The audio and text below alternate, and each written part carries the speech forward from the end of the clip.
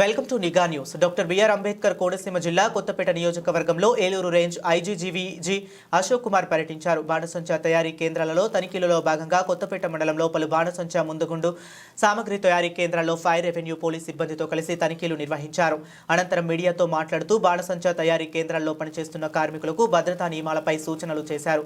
యజమానులకు కార్మికులకు ప్రతి ఒక్కరికి ఇన్సూరెన్స్ తప్పనిసరి అని తెలియజేశారు. ఆయనతో పాటుగా కోనసీమ జిల్లా ఎస్పీ రాహుల్ మీనాతో Kothapeta DSP Sunkara Murali Mohan, CI Vidyasagar, SG Surendra, fire revenue సిబ్బంది పాల్గొన్నారు.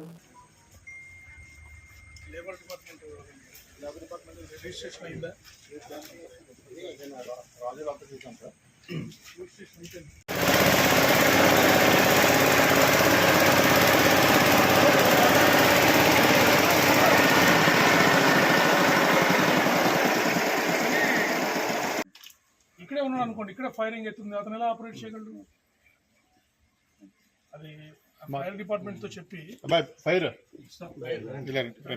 మీరండి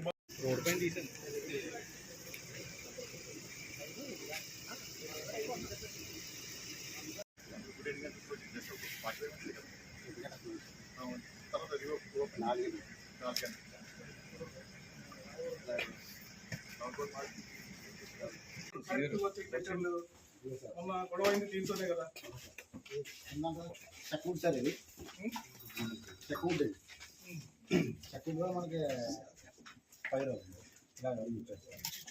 అవును సార్, ఇలాగ ఎంత ప్రెజర్ పెట్టాలని మీకు మెషిన్ తెలుస్తుందా? హ్యాండ్ మన ఆటోమేటిక్ మెషిన్ ఉండదు, అడుగులు మన హ్యాండ్ కూడా మనం చేస్తాం.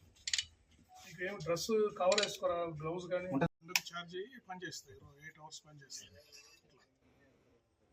ఏం జరిగింది రేపు ఇష్యూ ఇక్కడ తయారు చేస్తారు.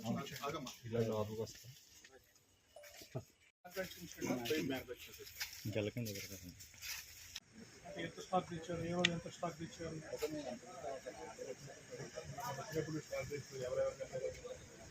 కదండి, ఏ రోజు ఎంత స్టాక్ తెచ్చుకున్నారు, ఎన్ని చేశారు, ఆ రోజు ఎంత మిగిలింది స్టాక్ అనేది లెక్క ప్రకారం ఉండాలి కదా. ఫైర్ క్రాకర్స్ మ్యానుఫ్యాక్చరింగ్ యూనిట్లో జరిగిన ప్రమాదం తర్వాత ఏలూరు రేంజ్లోని 6 జిల్లాల్లో మరియు డాక్టర్ బిఆర్ అంబేద్కర్ కోనసీమ జిల్లాలో కూడా అన్ని ఫైర్ క్రాకర్స్ మ్యానుఫ్యాక్చరింగ్ యూనిట్లో జాయింట్ టీమ్స్ ఇన్స్పెక్షన్ జరుగుతుంది. జిల్లా కలెక్టర్ గారు టీమ్స్ అన్ని కాన్స్టిట్యూట్ చేశారు. Fire department, police department, revenue department, labour department, electricity department, ఇంకా అవసరమైతే మిగతా డిపార్ట్మెంట్స్ కూడా తీసుకుని అన్ని ఇన్స్పెక్ట్ చేస్తున్నారు.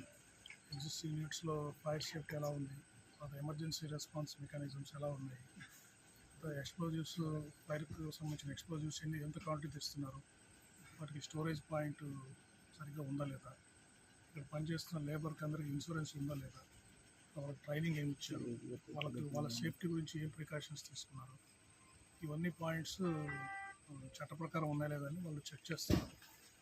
దాని తర్వాత వీటి గురించి మళ్ళీ సరైన నిర్ణయం తీసుకోవడం జరుగుతుంది.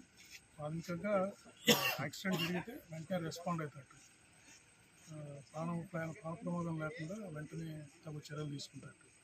ఇలా ఫైర్ యాక్సిడెంట్స్ కాకుండా ఎటువంటి చర్యలు తీసుకోవాలి అనే దాని మీద ప్రాథమికంగా కాన్సన్ట్రేట్ చేసి నేను విస్తరిస్తాను.